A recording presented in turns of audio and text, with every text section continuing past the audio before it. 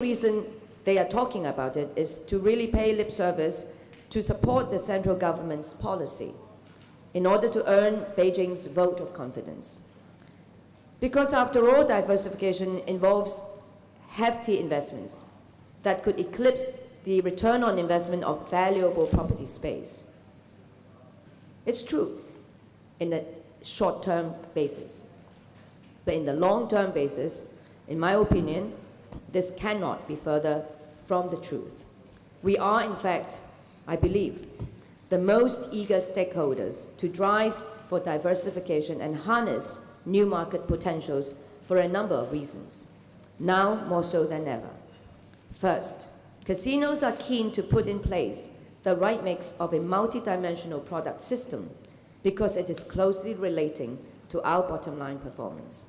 The recent boom in mass market makes it clear beyond doubt that casinos must answer to the trend by diversifying its offerings, such as shopping and cultural entertainment, in order to cope not only with individual gamblers, but affluent middle-class visitors seeking to merge lucky opportunities with a family vacation.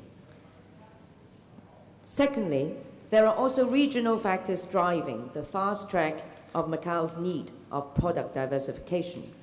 With the completion of the Hong Kong-Zhuhai-Macau Bridge and the massive transportation infrastructure, which supports very soon a one-hour living area concept within the whole Pearl River Delta, the growth of mass market will pick up further pace, bringing an even larger influx of middle-class visitors to the city.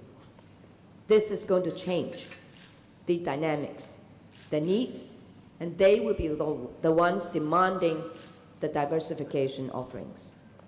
Number three, at the same time, neighboring countries and cities are eager to cut share of the regional gaming market, most notably Singapore, but soon to come Taiwan and Japan.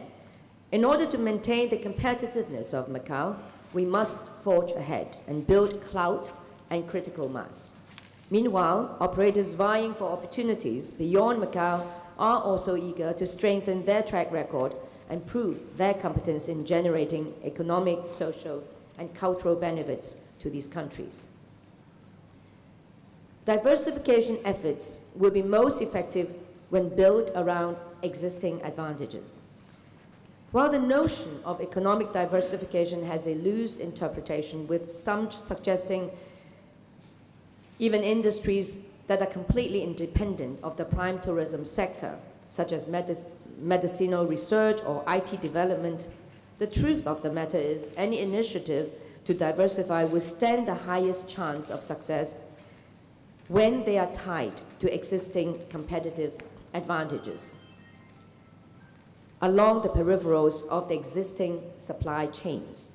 As of yet, there are still no economic alternatives that can match the gaming revenues, and there are also no comparison to the superb set of management and opportunities offered by casino companies. Therefore, the process of diversification should logically be stemmed from and supported by gaming operators with the objective to create synergy with their existing product systems. In fact, over the past decade, Macau casinos have all raced to identify the best positioning for their businesses. Today, the product landscape has matured substantially, and there are many dimensions to the experiences offered. From the grand and the opulent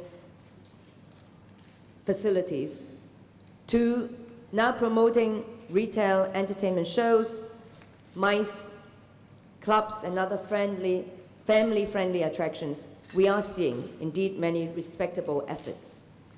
Although some have come and gone, others have found a solid foothold. Now, I'm going to share a little bit of my own past experiences to demonstrate how, in fact, one cannot just continue to sit and brood over the idea of diversifying without actually putting them into actions.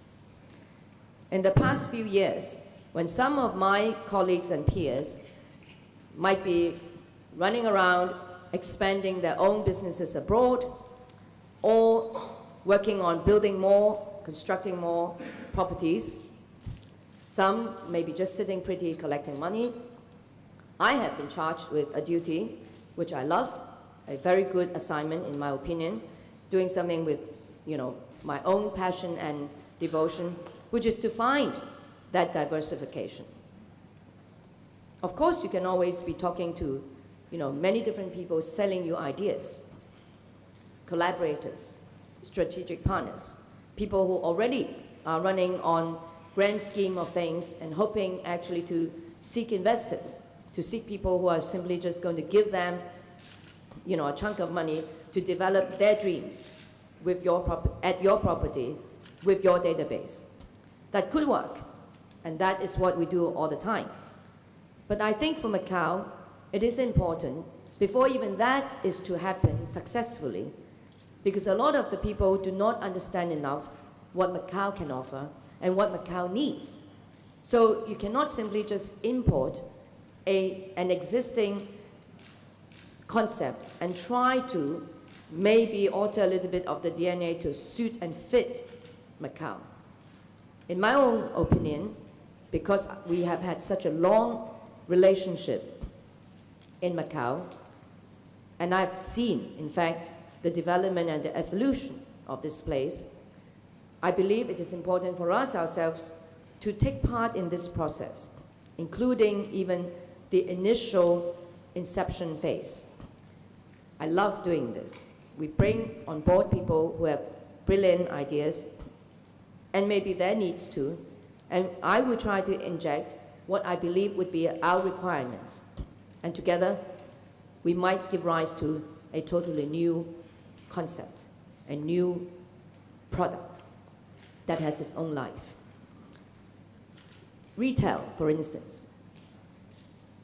I was here before most of my peers have arrived into Macau and obviously done fantastically for Macau.